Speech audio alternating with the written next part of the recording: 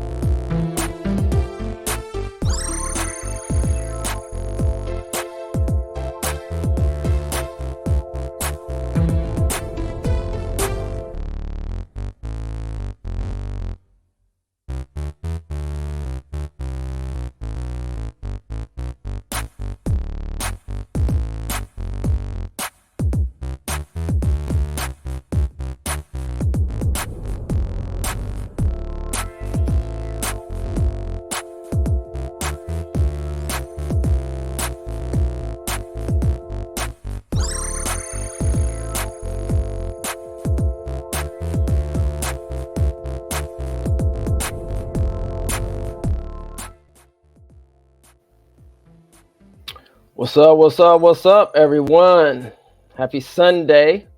Hope everyone is doing well. Welcome to in the Mass Media Group, another Road to Reparations show. This is, I believe, our 21st program episode in the building. So I guess I'll start first. My name is Moya. And I'm Kim. And I am Darlene. And I am Tony Ray Harvey from California. Shout out to Tony. Thanks. He's our special media pundit in the building. We appreciate you, brother, for showing up as usual and contributing to this wonderful topic and discussion. But before we go on and move any further, I guess we got a little housekeeping to get done. Okay. reparationsnowdoc.com. That's reparationsnowdoc.com, where you can get all access to the groundbreaking reparationsnowdoc.com.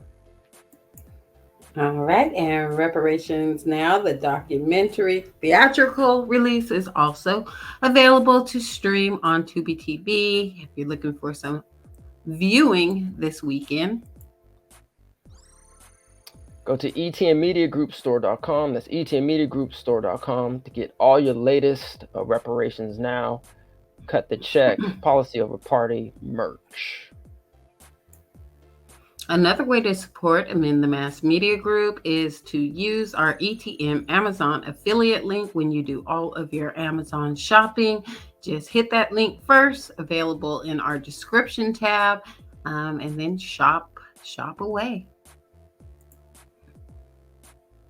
Absolutely. And if you haven't had a chance, please check out the 1866 Reconstruction Treaties read that we did along with Sharice and Friday, who I believe is actually going to be contributing and participating in the second, third, and maybe fourth reads. I don't know.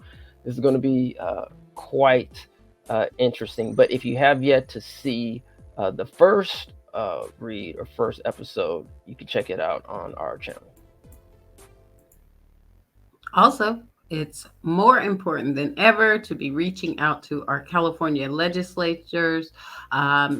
You can find out quickly and easily who your representative is by accessing this QR code and sending them a note, letting them know what's important to you as their constituent. We had a chance to speak with Senator Stephen Bradford, and it was a good discussion. So if you have not yet had a chance to watch it, please do. We talk about some, obviously, reparations, topics, and his running for lieutenant governor. So please check that out. And also, we always like to remind people what it takes to get these California reparations bills passed.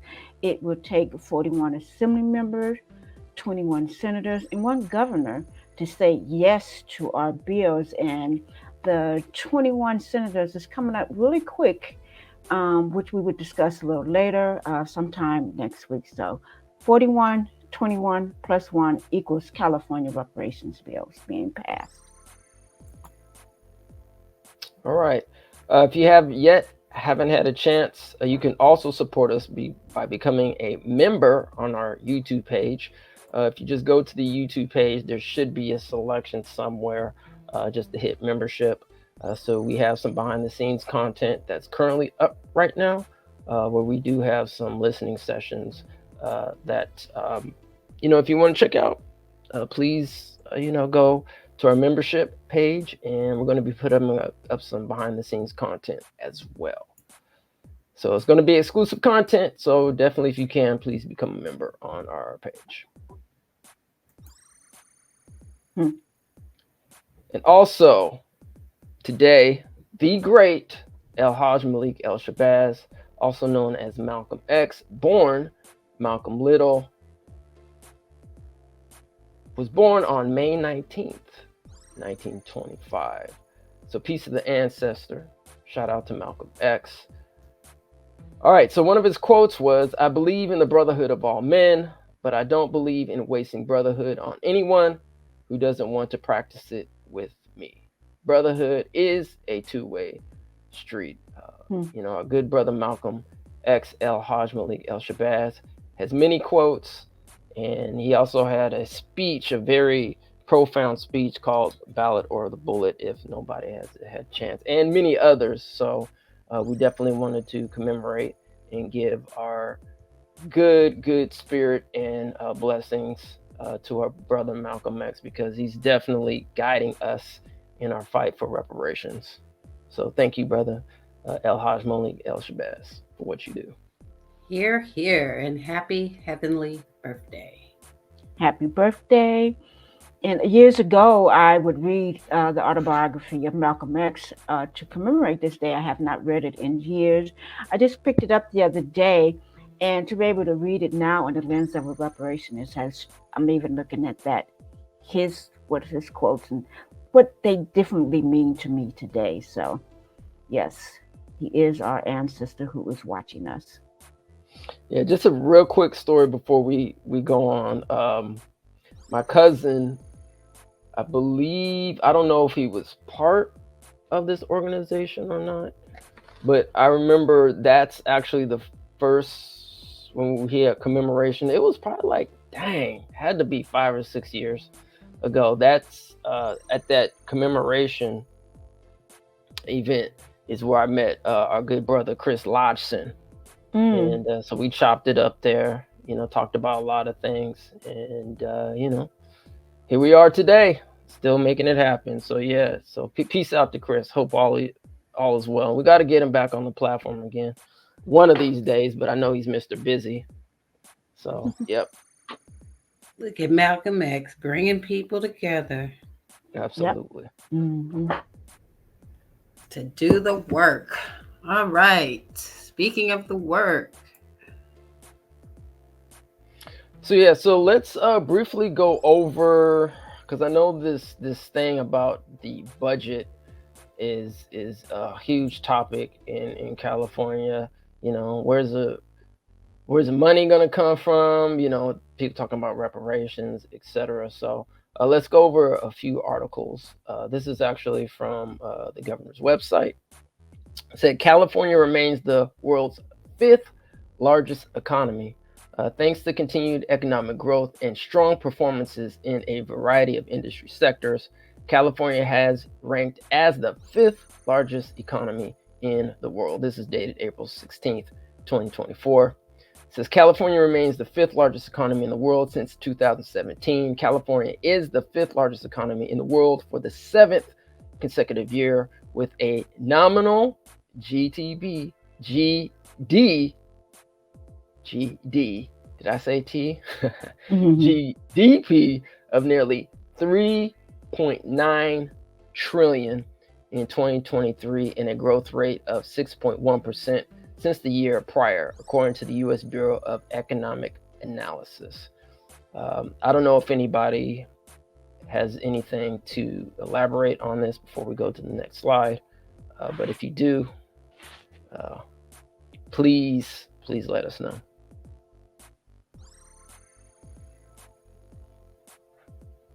All right.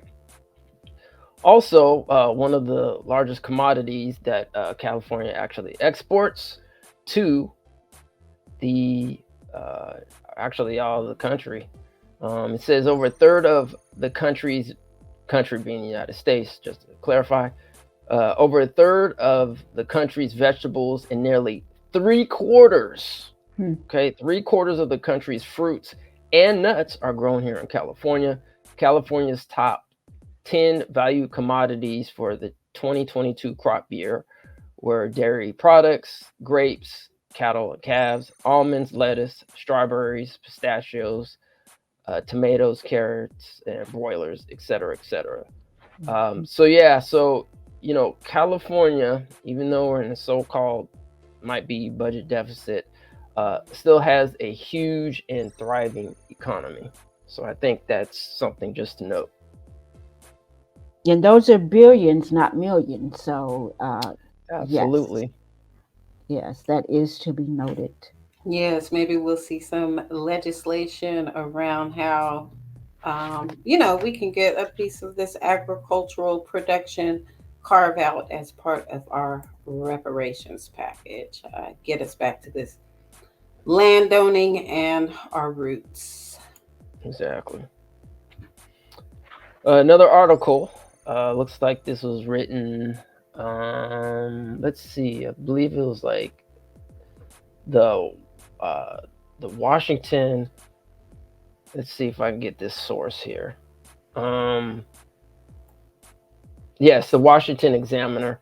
It says, according to the new state rankings, California ranks dead last in opportunity due to its high cost of living, says the U.S. News and World Report. USNWR's report uses cost of living, economic opportunity, and equality to create its opportunity metric. California's nation worst cost of living was the main driver of the opportunity ranking, as its economic opportunity and economic inequality were both better than more than half of American states. Quote, California was the birthplace for opportunity, where our ancestors came to seek a better life and pursue the Californian dream, end quote. State Senator Brian Dell, Republican, Bieber, who was California Governor Newsom's opponent in the 22 general election, told the Center Square, quote, housing, electricity, and gas continue to rise, and Democrats' solution is to tax, regulate, and mandate no matter the outcome. California housing is so expensive that the typical home requires a household income of $224,000 or 3 times the median household income to afford. Gasoline in California is more expensive than even Hawaii's, which must be imported across the Pacific Ocean, and proposed taxes could raise gas prices an additional $1.11 per gallon by 2026. The state's energy is more expensive than any states other than Hawaii, further increasing the cost of living. All right. So kind of just wanted to briefly get into the context. Hopefully, if we have a chance, there's actually a bill that was signed called AB 106 that actually breaks down a lot of the money where it's being distributed. It's pretty lengthy, so as we go through that document, we'll need a little patience because it'll be a very educational experience. Yes. We'll be And if I'm looking at. not mistaken, you Moria, it's reference to the Budget Act of 2022. So it is a very lengthy bill, but I think would be worth looking at Okay. as like Kim said, we could probably carve out some of our reparations funds from that. Absolutely. Yes. Mm-hmm.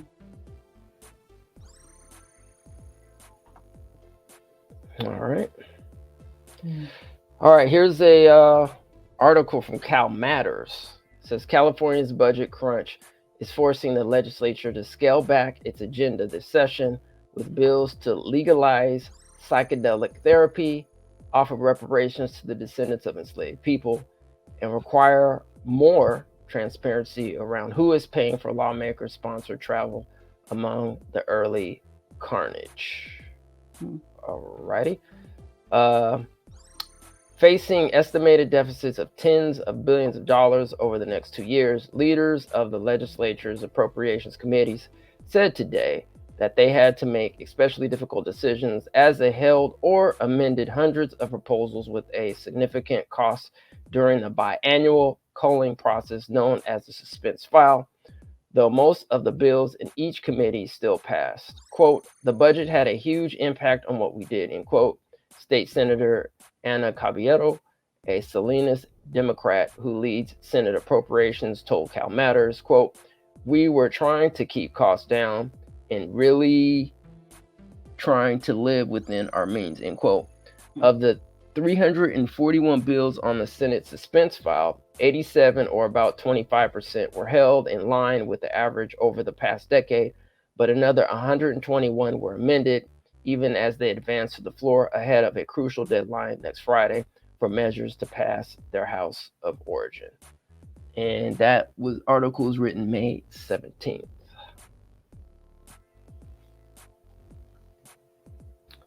So actually, before we talk about what we just saw on the screen, let's see what Governor Gavin Newsom had to say on his May revised speech. Here we go.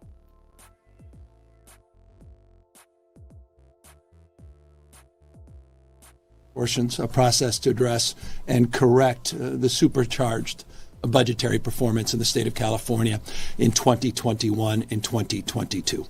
The need to right-size expenditures, the need to right-size in relationship those expenditures to revenue is self-evident as it relates to some of the projected shortfalls that we announced in January, and we will be updating here today in May.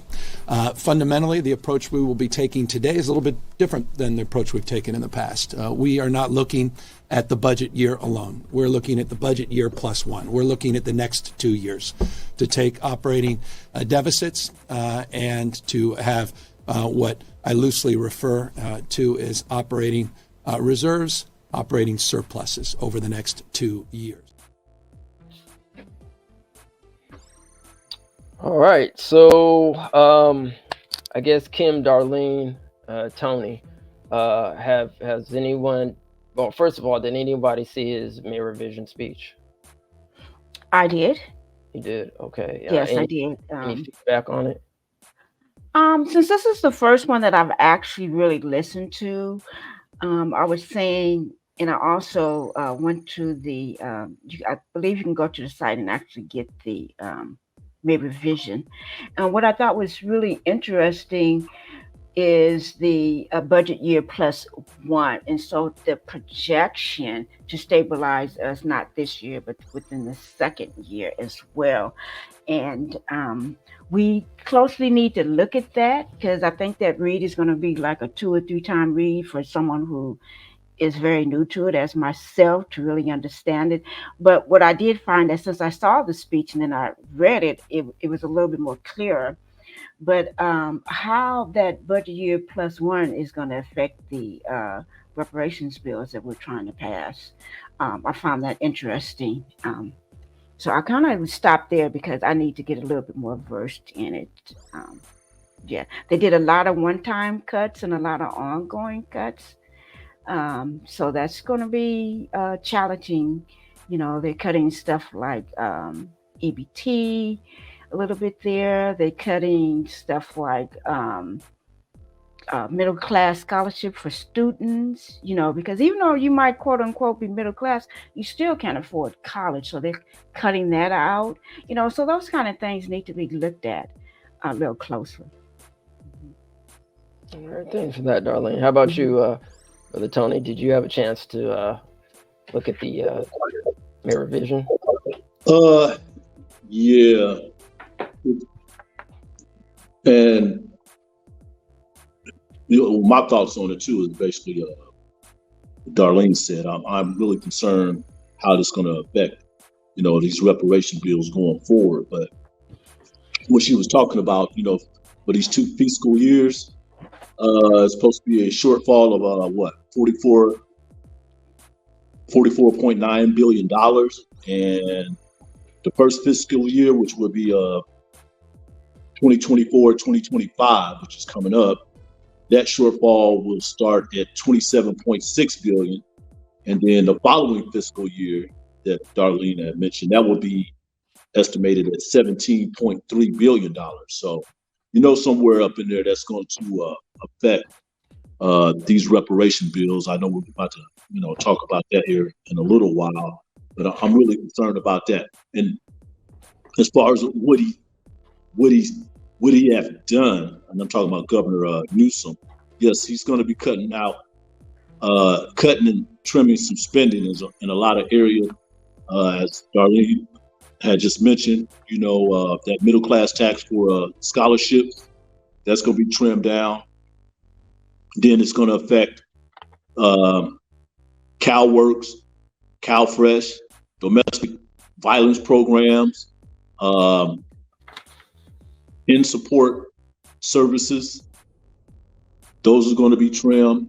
So a lot of these cuts are basically going to be done on the backs of the low income, disadvantaged in the state, which we know.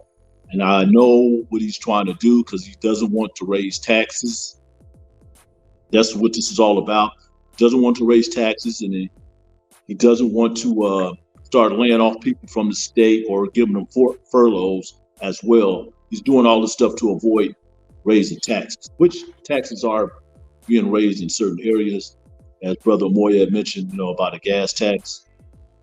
They always go to the pump. That's the first thing they do as far as hitting our pockets. They go to the pump first and stuff. So, but overall, my concern is, with this budget shortfall of $44.9 billion, which should take place over the next 2 fiscal years. See how that's going to affect some of the programs and some of the legislation that we have dealing with within the Black community. So I'll stop right there.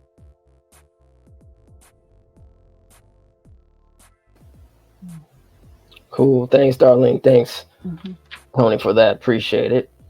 Yeah, actually, I've been quite busy. I didn't have a chance to watch the May revision. I just watched a little bit of it. But yeah, we definitely need to look into that AB 106, the budget bill 2022, which was can't remember when it was signed. Darlene, do you remember when it was signed? I know it was signed in April maybe this year. I don't remember when it was correctly. signed, so no, I don't remember that. But we definitely need to look at it because it's a lot of meat in that. Like I was saying, that over a year ago, I noticed that I live in Fairfield, California. They have been doing this major construction at a park around the corner from where I live called Allen DeWitt. And when I just quickly glanced at the AB 106, the Budget Act, I see where Fairfield, California was dedicated X amount of dollars for that renovation at the park. And, unless you're really in, that's what I'm saying. I'm so thankful that I'm in the space, because unless you're in the space, you don't know what's going on. All I see is major construction. Yeah, absolutely. I don't see the dollars. I don't see the dollars attached to it, but now that I do, you can't unsee what you see. Yeah, it's quite interesting, especially, all this money being allocated to cities, park renovations, other construction. I think when I briefly looked at the document, it was actually allocating some resources to some advocacy groups as well. And so, we really have to look at it. So I don't know if any of that's going to be affected, in this upcoming budget as well.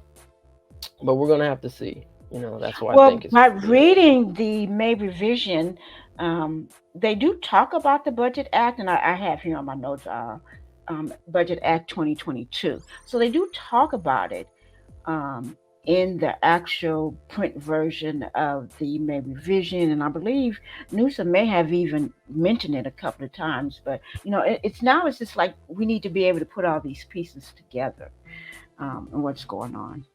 Absolutely. Mm-hmm. All right. So let's continue. And Darlene, is the construction still going on? And do you see any profound improvements since they've been doing the instruction, and any diversity in the work crews that you can? Well, no, I don't. The construction is still going on, and I have not been down that street this week at all within the last week. But I will say this about that. I'm going to make a point to go down that street next week, and the point that I want to make that Solano County, the Fairfield Black Chamber of Congress is holding its first annual Juneteenth festival. So I want to know if that's tied in with this construction. I don't know. And any time that I would pass through that construction, it would probably be early, where I don't really look at the crew that's doing the work. So I'd have to say that. But it's just, okay, now we're having our first annual Juneteenth festival. Okay. Okay, so that's at the park where the construction is taking place. Okay. It is. Mm-hmm. Alan DeWitt. It's a 2-day event featuring John B. and Alexander O'Neill and Sherrill, and they're trying to get at least 150 vendors there. So. Okay. And do you remember off the top, and then we can move on, how much the allocation was for that? No, I don't, not at top, because it was so many of it. It just kind of grabbed my attention, but no, I don't want to quote it because I'm not sure. Okay. Yeah. Okay. All right. Mm-hmm. All right. So, is this what we're moving on to? Yeah, so it looks like Reginald Jones Sawyer put up a tweet regarding AB 3089, formerly apology to Black Californians for its role in instituting slave laws and discriminatory practices since its founding for those enslaved, descendants of the enslaved. All right, so just wanted to get some feedback, or the Twitter feedback on it. A couple people said, you do know California wasn't a slave state, right? Question mark.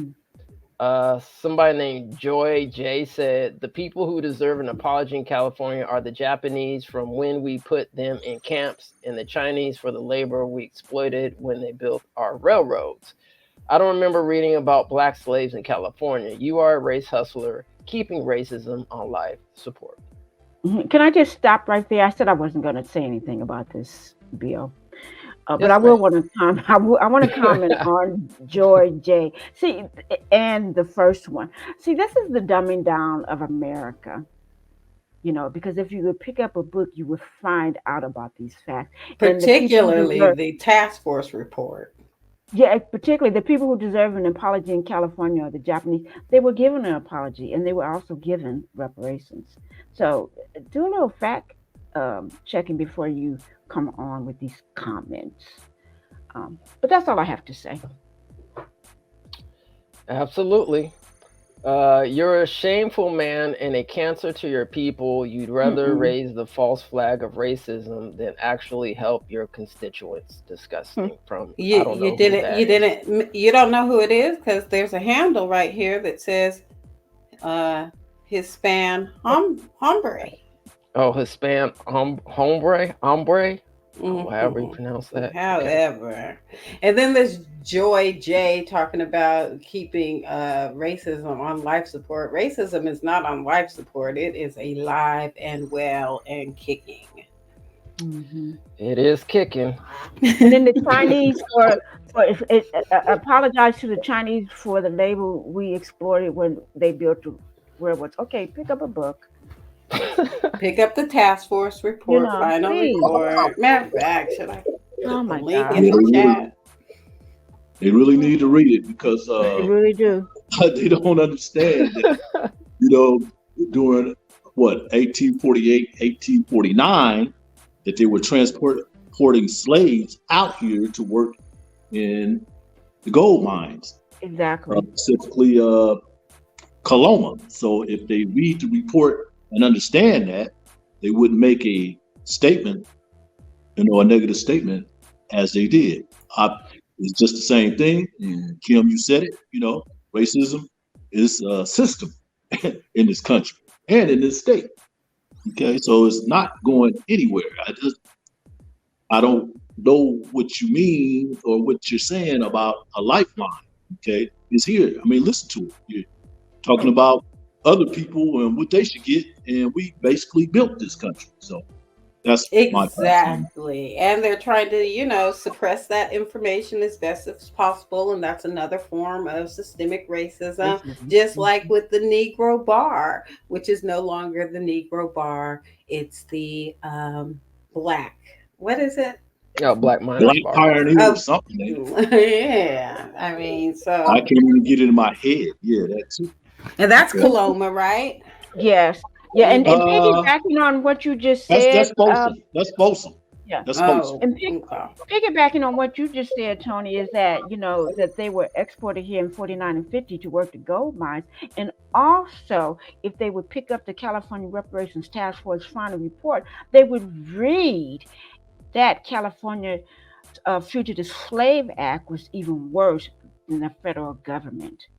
Once you came into California as a slave, you remained a slave. You couldn't even leave. And the white people were tasked to keep you here working for them. So please pick up a book. Please, specifically as Kim stated, the Reparations Final Report. Please. Yes, and that was the California Slave Act of 1852. Yes, worse than the federal government. And I mean, in terms of railroads, I mean, people really need to. Our ancestors built railroads, built the first railroads here in the United States. So, just miss us with whatever you're talking about. Please do your research and please just get educated. That's for everybody, not just Black people. Everybody needs better information because they're just unfortunately putting out misinformation. I'm telling you, dumbing down of the United States, we're just dumb. Some of us. All right, so we got two more. Who just refuse to pick up a book. Absolutely. Please bookmark and or like. I am going to expose the corrupt. Excuse me. I'm going to expose the corrupt anti-Black California culture where Negro people like, I don't know, Judge Sarah something. I don't know. I don't know what that means, but okay. Don J. California had slaves? Question. Yes. Yeah, I mean, we're even talking about the insurance policies, and I believe there was 1,000, 2,000 enslaved Black people here at one point in time here in California. So yeah, so people just, first of all, definitely read the California Reparations Task Force report and just do your due diligence. Just do your due diligence before making comments. Anyway. One other comment, and what gets me is that people think that the reparations are solely for American slavery. It is not. It is what happened after as well. Absolutely. And there's a redlining, Jim Crow laws, So pick up the Reparations Task Force final report. All right. Now, Kim, I know you put something up about, I guess, some call to action. Did you want to go over that first, or did you want to go over some of these bills, some of the analysis reports first? Maybe some of the analysis reports so people know what the call to action is all about, what they're taking action on.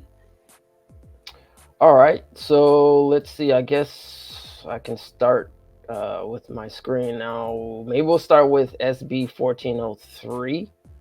The call for office is always a good place to start.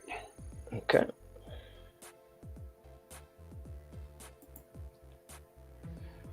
All right. So, Darlene, I don't know if you wanted to take this one. Okay. This one is actually the Senate Committee on Appropriations Analysis Report. This is version April the 11th, and the hearing date was May the 6th. And the reason why I found this one quite...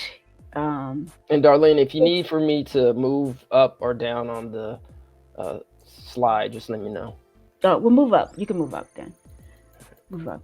Yeah, I just wanted to highlight that when they talk about the fiscal impact of the 1403, which is the California American Freedmen's Affairs Agency bill, the fiscal impact is unknown, ongoing annual costs likely ranging from $500,000 to $1 million from the general fund to establish and operate the agency.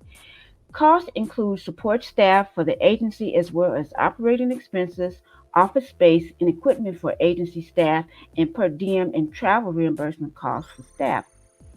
And what I found was interesting by way of comparison, the Commission on Aging and Pacific Islander American Affairs, which was created in 2002, advises the governor and the legislature on how to best respond to views, needs, and concerns of the state's diverse and complex API communities, and provides assistance to policymakers, state agencies, departments, and commissions to develop appropriate responses and programs that meet the needs of the APIA communities, including focuses on cultural language sensitivity and hate incident and hate crime prevention measures. The governor's proposed budget for the commission for 2024 to 2025 is $675,000. If the agency created by this bill has a similar scope, this budget may be similar. And what I found striking is this was created in 2002. So how much money have they gotten up until this period of 2024-25 fiscal year, which is allocated for $675,000. So, there's no excuse. How can you do for one community and not the other? If you don't do for our community, as was said, racism is not on life support, it is alive and well. Great point. Mm-hmm. Good point. Yeah, so it looks like they've been funded since, what does it say, 2002? Yeah. Yeah. I mean, that's a long time. Yeah, our fellow Asian, brothers and sisters out there, we appreciate your support as well for our, California Affairs, American Freedmen's Affairs Agency as well. Absolutely. And that goes back to this brotherhood, two-way street, need allies quote. Absolutely. Keep that right there. All right. So I think we went over SB 1403, what it is, etc. Mm-hmm. So I don't think we need to go over that again. So right. Just note that the amendment, which was mentioned at the suspense hearing, is that the secretary position is going to require Senate confirmation, just to make sure that everybody is on board with whoever is selected in that position. Good point. Thanks, Kim, for that. Let's see. Let's go to Senate Bill 1331 with Bradford. Do you want to take this one, Kim, or do you want me to do it? I guess I could read. through here what we have going on. Senate Committee on Appropriations, 1331 SB Bradford, the Fund for Reparations and Reparative Justice. This version of the analysis addendum suspense file was released on May 6, 2024, and we did have a hearing on May 16th, 2024. So let's see here. Fiscal impact unknown. I might as well read this part. The following information is revised to reflect amendments adopted by the committee on May 16th. So I guess this is the latest information, all right? Fiscal impact unknown. Committee amendments delete the provision requiring the controller to transfer specified amounts from the special fund for economic uncertainties to the fund for reparations and reparative justice. So delete the provision requiring the controller to transfer specified amounts from the special fund for economic uncertainties to the fund for reparations and reparative justice. End. I can't say. Drop the mic. Drop the mic. Okay, well, Kim, let me ask you, Kim, how do you feel about the committee amendments? Let's see. Let me read through this one more time. Delete the provision requiring the controller to transfer specified amounts from the special fund for economic uncertainties to the fund for reparations and reparative justice. To me, this seems to remove a provision requiring the transfer of funds, so I'm not certain how that's a good thing. Yeah, what do you think? Well, can we play a little devil advocate? Because I agree with you, Kim. I'd like the funding to have stayed there, but it was one of the ways, considering that article you pulled up, Yamoya, about all the amendments that had to go through to get these bills passed. I kind of have to look at it, okay, two ways. I want that funding in there, but let's get the fund established, and then we have to go back and ask for the funding, which would be 6% for the economic uncertainties to fund the reparations and reparative justice. It would be 6%. So I'm not happy, but to get it moved, okay, this is the game and the politics that they play. Good point. Tone, you got any response?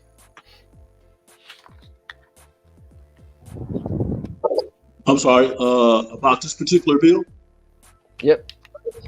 Oh, well, first of all, I'm glad that these things are moving pretty swiftly. I think Kim already mentioned it, that, it has to go to a Senate floor vote, but this is exactly, that we're looking for, this type of funding to assist enslaved persons in the United States, or at least their descendants.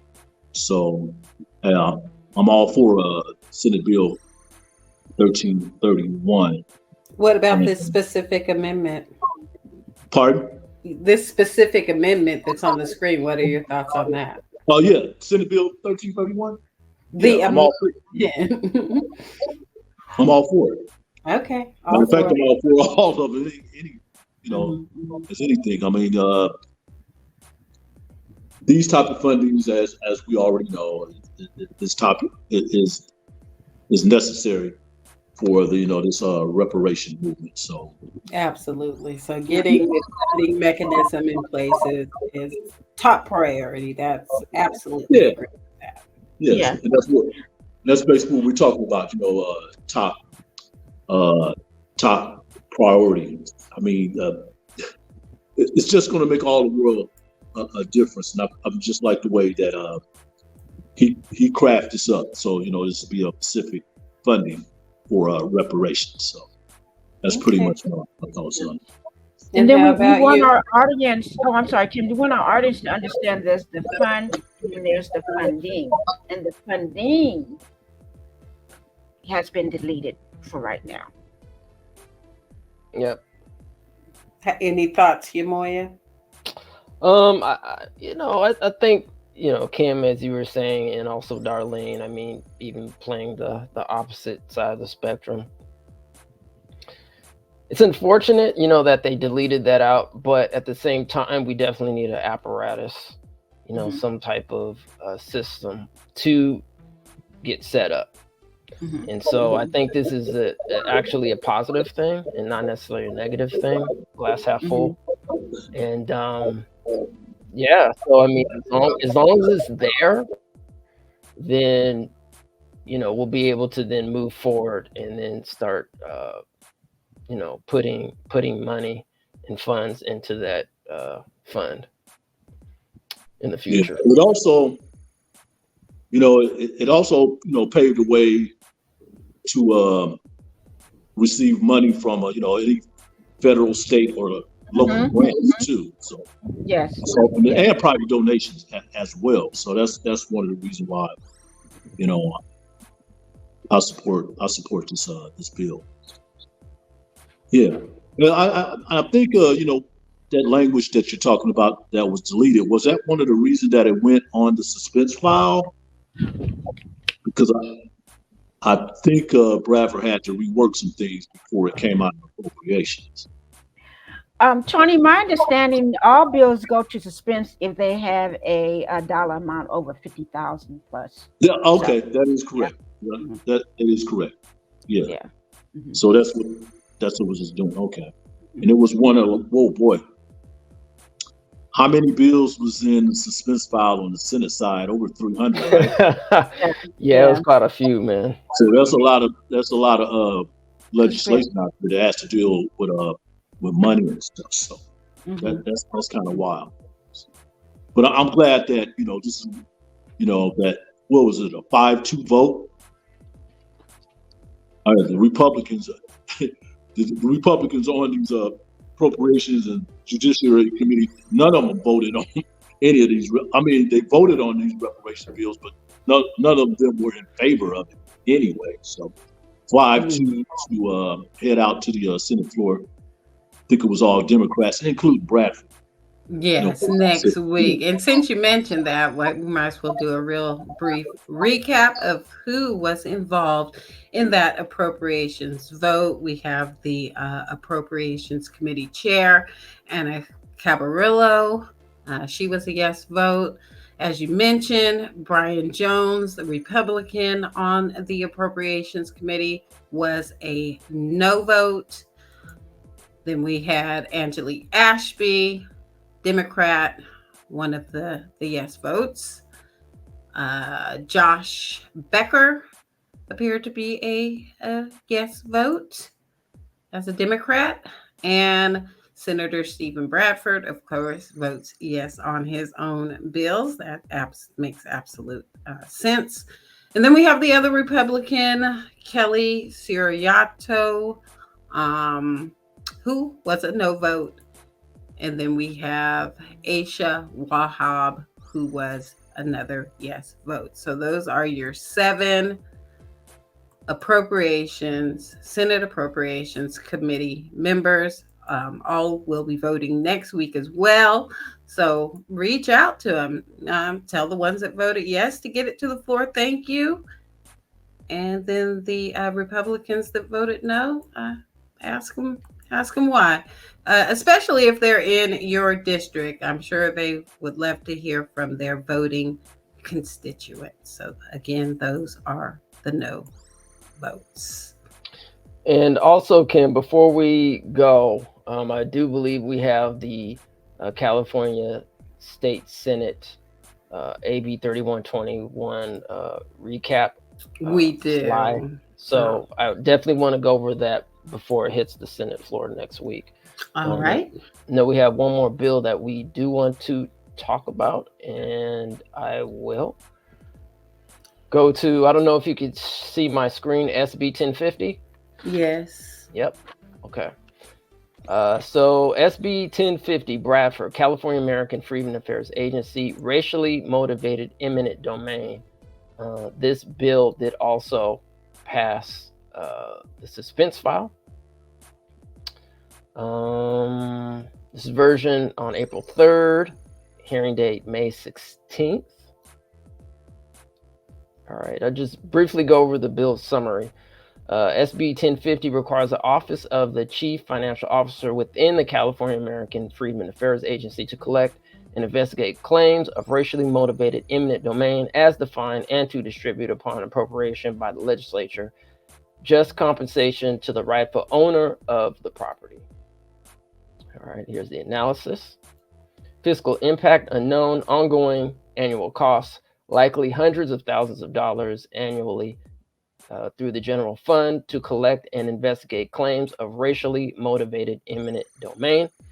Author amendments allow the agency to obtain its own legal counsel and clarify that compensation can include property and financial compensation. Thoughts, anybody? Anyone? Bueller? Well, this is one of the big things that's in the news right now. As we know, just a couple of years ago, with the Bruce's Beach situation, that land was returned to the heirs of the Bruce family, Willa. I forget what the husband name, and we already know that story. You know, that happened back in the 1900s, 1912 to begin with, when they bought the property, and then the city of Manhattan took their property through eminent domain, and we were able to see that property being placed back in their hands. But as we know, they settled out for about $20 million for that property because there wasn't much more that they can do about it. And that's basically what SB 1050 will do. Okay, and it's going to affect a lot of things because there's still things going on right now. You know, with the Ebony Club in Santa Monica, right now that's being discussed. That was owned by a black man who owns the property on what is now the Santa Monica Boardwalk. That property was taken by eminent domain in the late 1950s, and a parking lot was put up. As a matter of fact, not that property. This property was going to be a club for black folks to visit on what is now the Santa Monica Boardwalk. But now they're in the process of trying to settle that out and get that land returned to the heirs of the gentleman who owned that. And I think 1050, will help push that along, provided whatever happens between now and then. Yeah, so, yeah, eminent domain was one of the big, major issues with black folks owning land. So every time we try to do something, they were either going to burn it down or they were going to use the law to take the property. And that was happening with a lot of people here in the state of California. I mean, I would even go even deeper with the way the interstates, the highways were constructed too, as they, at least with the Federal Highway Act of 1957, of how the engineers paid, constructed these highways to go through black communities, and people lost their homes and their businesses. Okay, I think SB 1050 should be attached to that to see if those people can get compensation for their losses, especially with I-10 and Los Angeles. Okay, as you can see, there's a split. On this side, you have the wealthier community. On the other side, you have the black communities. But that's really all facts too. That's all facts. Right, and it really affected the black community. I think Assemblyman Reggie Jones Sawyer was talking about that before the vote for AB 3089. Okay, that's serious. It even happened here in Sacramento. With Interstate Highway 50 and Interstate 5. Okay, not only did they cut through the black neighborhoods, they cut through the Japanese and the Chinese neighborhood as well. Okay, so and when you look at the Highway 99, that's why you have Oak Park on one side, okay, and then you have Curtis Park, the middle class, wealthier side, on the west side. Okay, so I think SB 1050 probably would help at least a lot of people in the Black community, because this is what we're talking about, reparation. We help them either regain their property, or they should be obliged to, or compensation, for losing those properties the way they did. And I am talking about the Highway Act of 1957, which was under the administration? Who was the president there? Ike Eisenhower administration. Okay, these engineers went through like 41 different cities across the country, and they were specifically designed to go through these Black communities. Okay, these low-income communities. When a lot of areas they didn't even have to go through that. Okay, same with San Francisco and Oakland.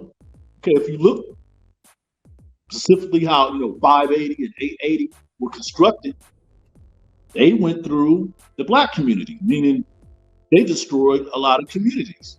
So when you come back here and you look at eminent domain and those type of laws and stuff, that's what we're talking about, arms and repair. Okay, you want to go back to those postings on the X platform and stuff. People don't understand that. Okay, these were things that were done to us. That's why we're asking for reparations. That's why we're asking for repair, for restorative justice, and things like that. So it doesn't seem all that big right now, but I think as time goes along, we will see how significant SB 1050 is, during this process. So I'll stop there. You're absolutely correct, Tony. And also, I can remember one task force meeting, Dr. Javon Scott Lewis said that anybody that lives in Berkeley has the Black community to thank, because they removed the Black community in order to put that BART line, the Bay Area Rapid Transit System, in place. And we're talking about North Berkeley too, right? Yes. Yeah, so it can. I say SB 1050, like you said. I don't. If I could use this term, it will be a slippery slope, because there's so many things that fall under it. Not only the home ownership, but the rental. The 1954 urban renewal project that happened in, as you stated, San Francisco, in the Fillmore district. Those people were never fully compensated. Those businesses that were lost were never compensated. So, yes, I agree, Tony. Let's see where SB 1040 is going to take us. Yeah, it is going to be a slippery slope, no doubt about that, Darlene. Slippery slope. Just get back to it. If you look at those the highway system in the Bay Area, all of them make a beeline into San Francisco. Yes. Okay, all of them went through these certain communities.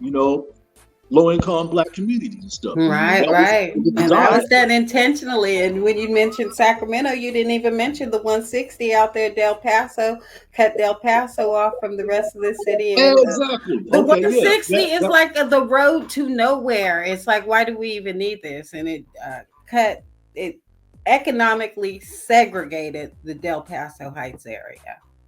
And those issues, they cause so many problems, and I mean environmental problems. Okay, because when you do that, let alone the construction. Okay, then you have to start dealing with air quality, water. Okay, all of these things affected our quality of life when you do things like that. Okay, and that, just be honest, I'm just saying they did it not to go through the white folks' neighborhood.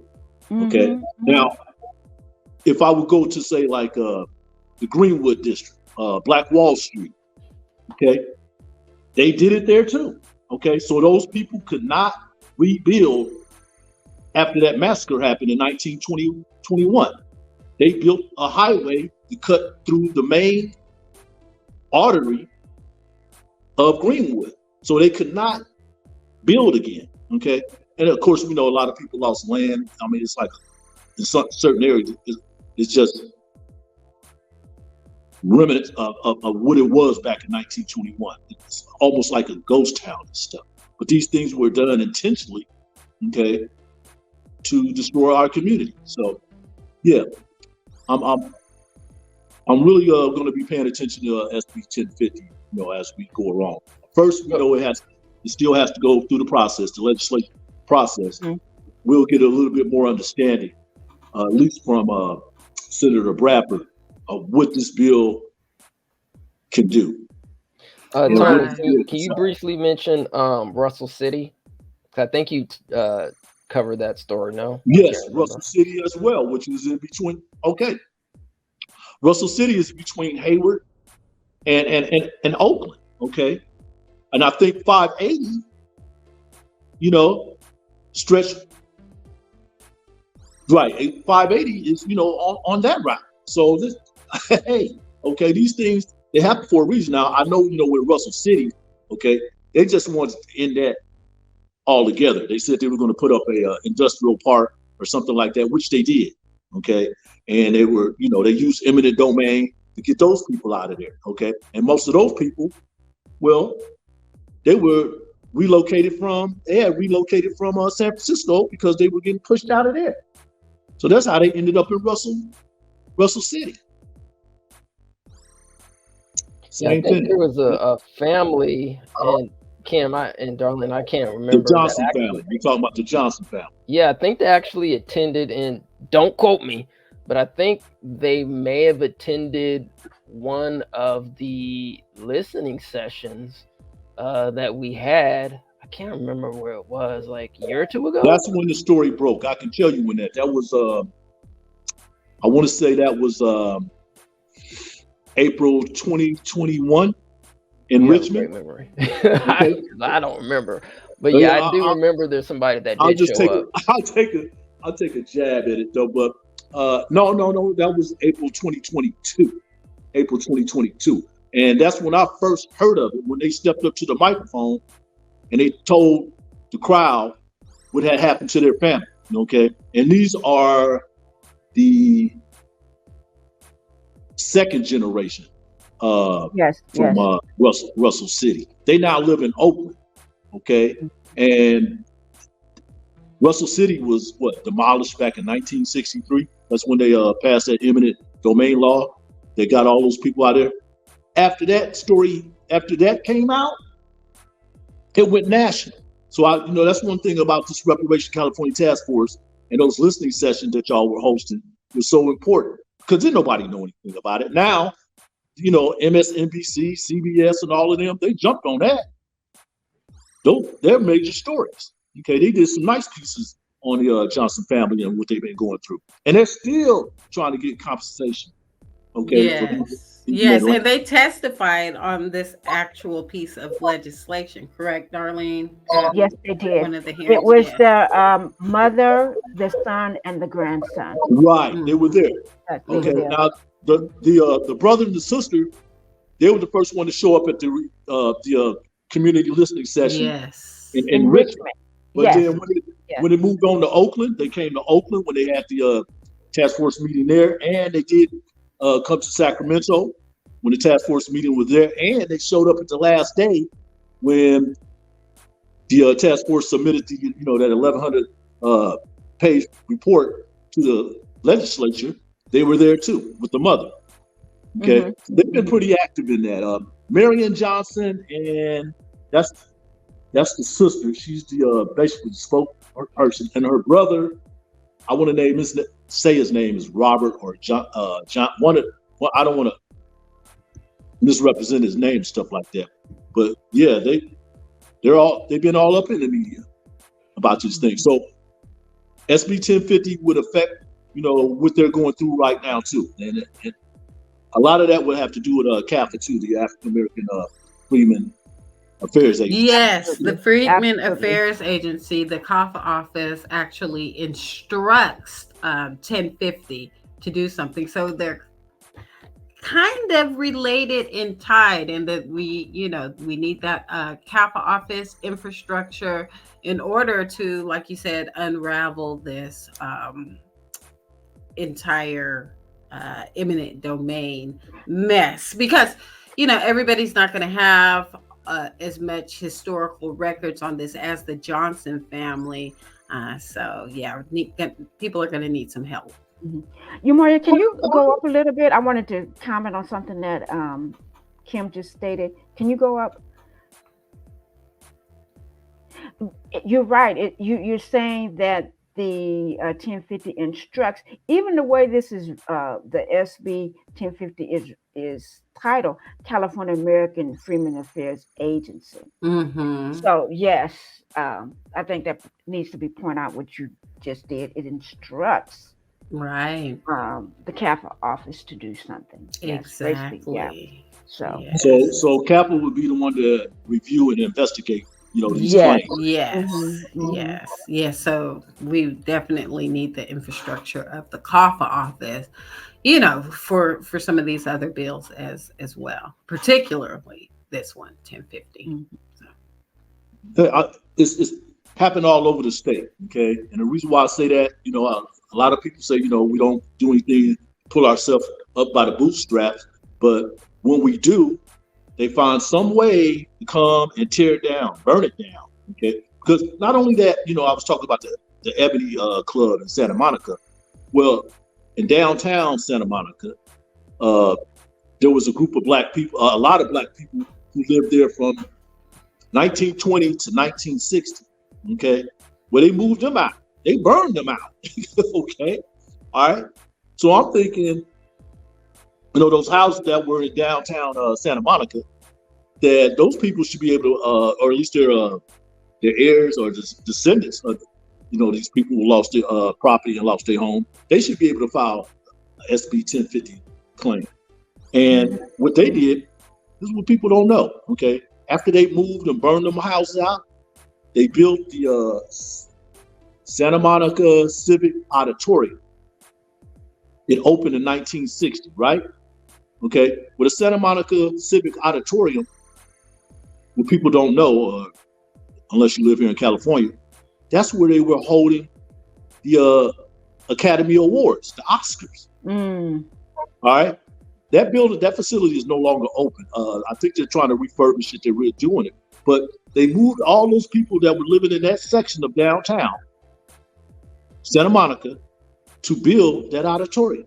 And if you looked at the Oscars every February or March every year, okay, that's where they were held on land that black people once owned.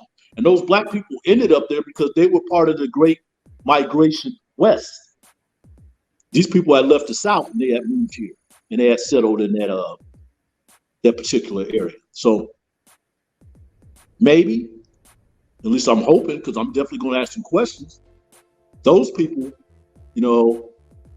can use SB 1050 to get compensated for those. And then there's pictures, okay, in the archives, Santa Monica archives, that's showing that these houses being burned down, okay? There's a structure in downtown Santa Monica, okay? It's a red structure.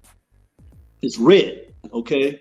It's a metal red structure. It was put there specifically to show what had happened to these black people many, many years ago. And it has an inscription, a poem that was authorized by Maya Angelou. It's called The Four Stanzas. Okay, you can look that up, Google it up. And it's really talking about a home, okay? The red on the structure, that means the fire.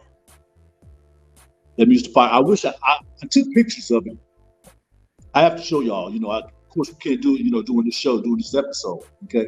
But it was telling the story of what happened to these people, these black people who used to live in Santa Monica, okay? SB 1050. Let's talk about it. I'm gonna stop right there. Would love to see those images. Yes.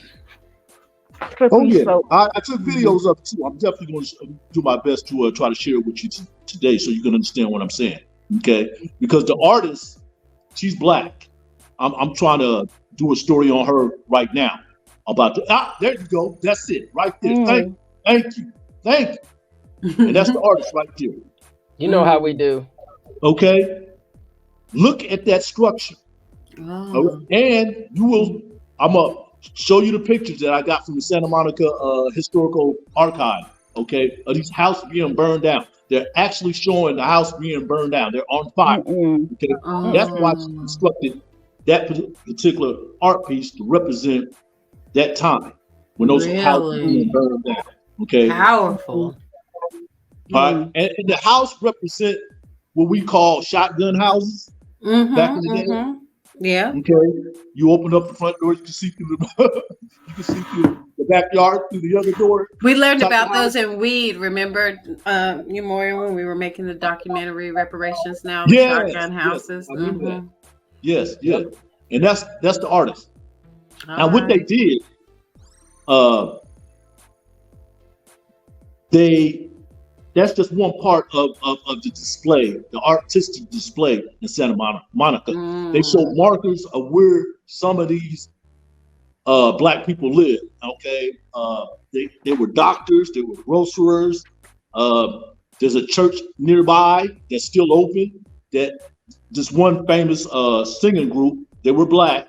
They were probably one of the first Hollywood black stars singing group. These sisters, they used to sing around all the world. They show where they lived at. It's incredible. It is. Do you remember the name of the absolutely singing group? amazing. Huh? Do you remember the name of the group? Oh gosh, I have to look it up. Mhm. You know, and these are things that I learned, you know, doing reparations and stuff. And oh man, what's the name of that group? All right. They sung here. They were in a lot of Hollywood movies, but they were more famous in Paris, France, overall than they were here. Okay, and it was three sisters. They used to sing in that church in Santa Monica.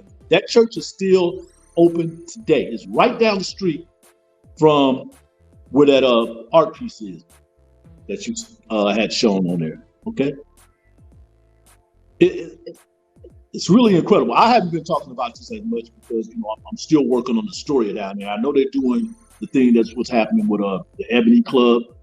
Okay, I think Where's My Land? Kayvon Ward, you know, she's behind that push. But there's a lot of things that's going on. And Santa Monica is probably like 30,000 people live in that area. Okay. But there's only like 200 or 300 people that live there today that are black. Black. So, hey, The evidence is all there. SB 1050. There shouldn't be no reason for it not to get off the floor. Yeah, I think hopefully if we have some time, and as these bills go through, in particular the eminent domain, I want to try to see if we can get the Burgess family, as well as Les Robinson, who we were definitely privileged to have speak not only at the California Reparations Task Force, but also on our documentary Reparations Now, the documentary. He talks about his ancestor, Daniel Blue, and him owning land. So there's just, you know, a lot of, in particular here in Sacramento, to be specific. So, yeah, I mean, even with AME, Church St. Andrews, AME Church. St. Andrews, AME. Right, and Daniel Blue had to go, you know, save a slave or help a slave girl. Yeah. So slavery did exist going back to. And he was brought in as a slave himself from somewhere. Okay, but yeah, that's all documented. Exactly. Don't come up here and tell us slavery did not exist here in this state, because it did. Right. Education. That's why I dropped the link to the California Reparations Task Force in the comments. Anybody who needs to get educated is right there. Absolutely. All right, fam. Well, I know we have a couple more minutes here, but before we get out, first of all, thanks for everybody for showing up. But let's go over the summary recap, because I know. Okay, but before we start, Ewoya, please, may I just say something? I did get the information you asked for, Kim, from the budget bill 2022 AB 106 for Fairfield, California. They were awarded $1.5 million for the renovations at Allenwood Park, which I stated is around the corner from me. And when you walk over a few blocks, you are in the city of Sassoon. They were awarded $2.5 million for two parks, Garden Park and the little part. I just wanted to bring that up again. Thank you, Darlene. You're welcome. All right. All right, so let's go over the let's see. Kim, do you have the recap for the Senate floor? Or the Senate? The video. We're playing the video. Oh, you want to do the? Yeah, I guess let's do the recap and then we'll go over the Senate. Okay. AB 3121. All right. So here's a short video of what happened at the Senate suspense hearing. Here we go. We'll start with SB 1050. The California American Freedmen Affairs Agency. The action is due pass as amended per the author to make clarifying changes. We're going to substitute the roll call from SB 1143. That bill is approved on a vote of 5-2 with Republicans voting no. SB 1331, Reparations and Restorative Justice Fund. Motion is due pass as amended to remove provisions requiring transfers from the Special Fund for Economic Uncertainties. SB 1403, California American Freedmen Affairs Agency. Motion is due pass as amended per the author to require Senate confirmation of the Secretary and make technical changes. We're going to substitute the roll call from SB 1143. That bill is approved on a vote of 5-2 with Republicans voting no.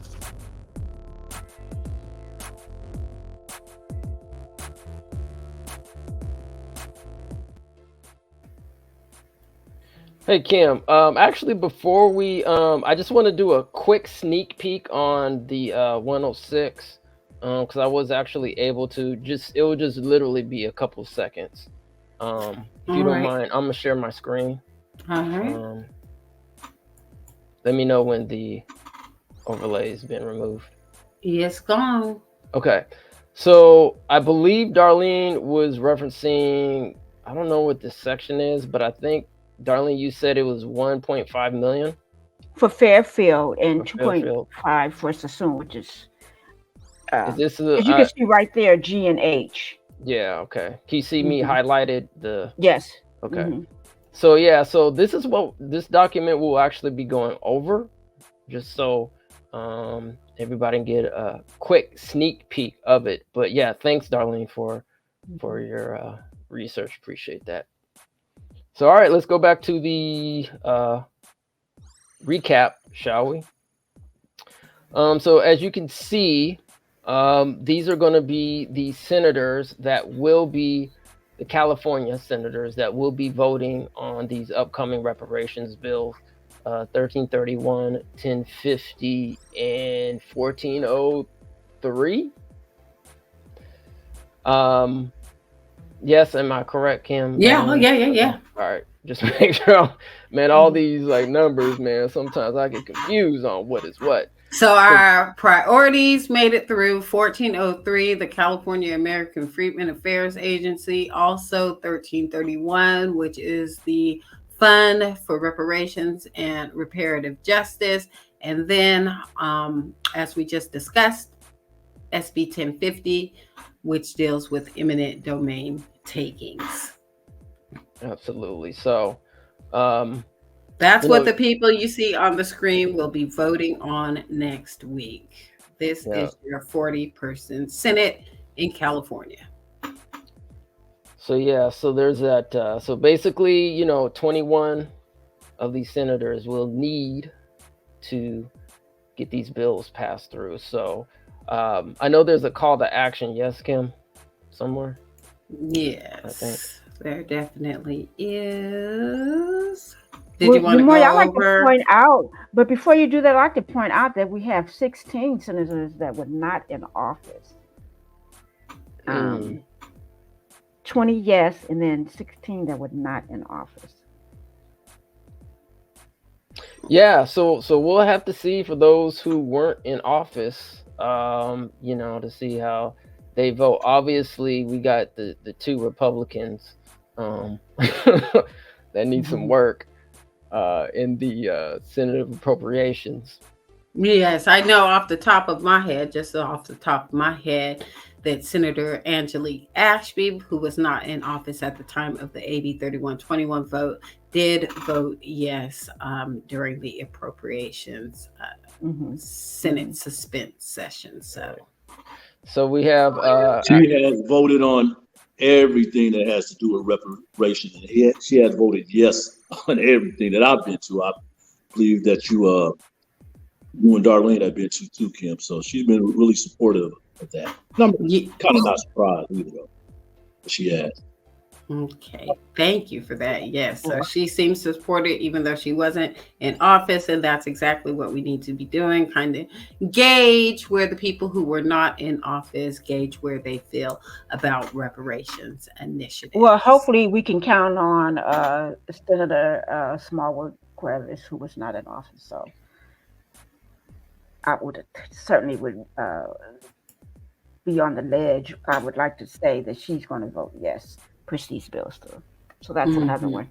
Well, just going down one more, it looks like not in office. No, I'm not sure about that. So yes, we do need to find out where these people, what their thoughts are about reparations these days. So if they are in your district, please contact them, communicate with them, let them know how you feel. There's the Find Your Rep slide again with the QR code to help you find your own personal legislator in your district.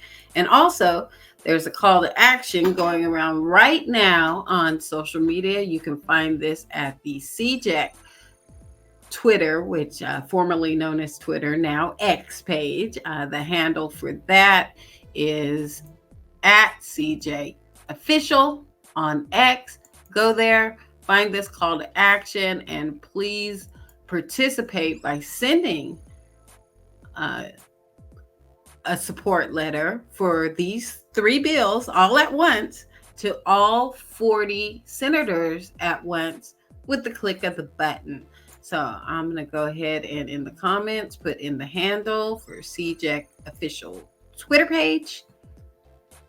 And it's also at ETM and all of our personal handles as well. I know I have submitted my letters of support, and we hope that you do too. Yes, I've submitted my personal letters and also for American Redress Coalition of California Bay Area. And as you can tell by this ticker, it was tracking just before we started the show, which was about an hour ago. There were already 5,572 letters submitted at that time. Right now, in real time, there are 5,684 submission letters sent. And we want everyone to participate. So again, please share with your friends and family and allies and anybody, really. Absolutely. All right, before we wrap up here, I guess, Tony, is there anything you'd like to say, brother, before we get out of here? Oh, no, but just thank you for inviting me to the show. You know, I've been busy this past week, you know, following these bills, specifically the reparation bills, and keeping me informed. As all 3 of you have been through this whole process. I know, Kim, you and I had a conversation after those 3 Senate bills were passed, Bradford that was passed this week, and you gave me some valuable background about that as well. And you as well, Amoya, you explained some process things that I understand too. So I do want to thank y'all, you know, for all the help and support and the information that you provide, especially to me and the community. And thank you for having me on the program once again. Thank you. I love you all. I love all 3. Thank you. Yeah, thanks, brother Tony, for your due diligence and your work, man. I mean, you've been in the struggle and in the media space for quite some time, man. So we definitely need to give you your flowers and appreciate you. And we also need to talk about that other bill. There's a media bill going out there right now. We got to take a deep dive into that because supposedly some of that money is supposed to be coming down to media, independent media. Exactly. You're talking about SB 1327. Yep. And just to make that real short, that is a mitigation fee that will impose a mitigation fee on some of these larger online companies that use data and information and news and publish it, and they get a lot of advertising revenue. So that is in the process. That's going through the process. There's still some work that needs to be done with it, but I understand what they're trying to do. Some of that funding, if this go through, it could help media outlets, entities such as ETM, California Black Media, and other Black newspapers. But we'll see how that shakes out, and hopefully we can get come back and talk about that soon. That is SB 1327.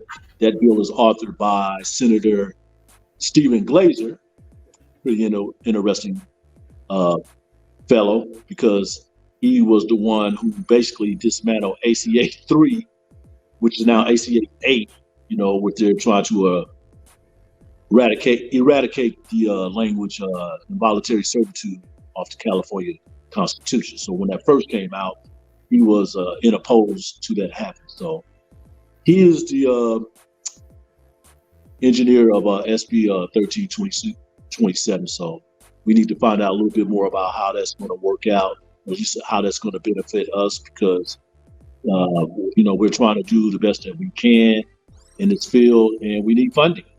That's the bottom line. Definitely need funding. And I have this bill back up while we were talking about the last week's suspense hearing. I think it's, also important to note the bills that we were tracking that did not make it out of the suspense session, and that would be SB 1007, which was a housing assistance fund bill, and SB 1013, which was a housing tax rebate bill. Those did not make it out of session, and those were also Bradford bills. But we still have the three that we're looking at and we're pushing for, and that would be SB 1403, 1331, and 1050, which will be voted on the floor next week. Kim, just to go back to the 1007 and the 1013, those were Bradford bills. Is it my assumption and correction that even though they are quote unquote dead right now, they can be picked up by someone else next year before the new bills that need to be introduced in February? I believe, but we would have to get some confirmation on that. But yeah, I think, they're dead for this year, but perhaps can be picked up for the following legislative cycle. Yeah. Because they were both very good policies. So yes, would like to see that. Would like to see them revived. Exactly. All right. Kim, Darlene, is there anything else before we get out of here? The only thing I would like to say to the community that is listening, please send out this call to action. I know sometimes we always want to say, oh, they're never going to give us anything, but this is a way to let them know we are constituents here in California as well. This is our right and we deserve. So let your senator know. And then once it passes the floor, do the same thing to each and every assembly member, which will be moving forward soon after the Senate floor vote. Yes, and I'll just pair it with Darlene said. Please get out your calls to action and share them with all your friends, family, everybody you know. Have them support this bill. We would like to see what our support letter count is at, going into the hearing next week.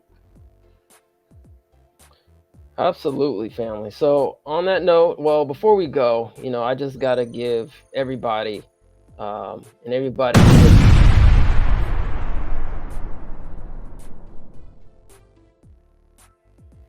as we move forward in these reparation spaces. So thanks everyone for joining once again. Take care of yourself and your family.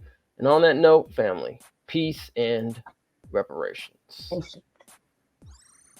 Peace The out. way it currently stands, forced labor, slavery takes precedence over rehabilitation and public safety. Oh, by the way, while the Biden administration gives reparations to everyone but free people, look at the billions he has run over to Ukraine. We don't have black grocery stores because if you think about it now, just to get in that supply chain, it's almost unheard of. They don't want the truth to get out. Okay? I don't want to know what my family did or what all these people did and all this stuff like that. Okay? You read that 500-page report. There's this thing called white superiority and black inferiority. That mindset allows all of the behaviors that we've seen across generations, allows for the construction of these policies and practices and systems and structures that continue to oppress us. This is not a handout. This is a debt that is owed. You know, Allensworth was like the internet of his time in 1904, 1905. The total black population in California is about 2.6 million, and then of that, the descendants compose about 2.2 million of that. So California, with a multi-billion-dollar surplus, can absolutely afford to satisfy the international terms for reparations, beginning with compensation. Any financial obstacle that exists that impedes the success of increasing financial prosperity needs to be dealt with and eliminated. No matter where we've been, no matter what part of this fight we've been in, we've been harmed, and we've had harm done to us specifically. When I got to Los Angeles, this was some of the worst segregation I'd ever seen. And remember, I'm telling you, I'm from Mississippi. Because as you can see, I'm giving you broken history right now, you know? But I had to give it to you guys today. No, I got to show them this because it's so precious and nobody really knows about it. Black people don't have that kind of luxury. Our historically black communities have been redistricted multiple times. Now listen, if you can't handle the TR roof, don't tune in.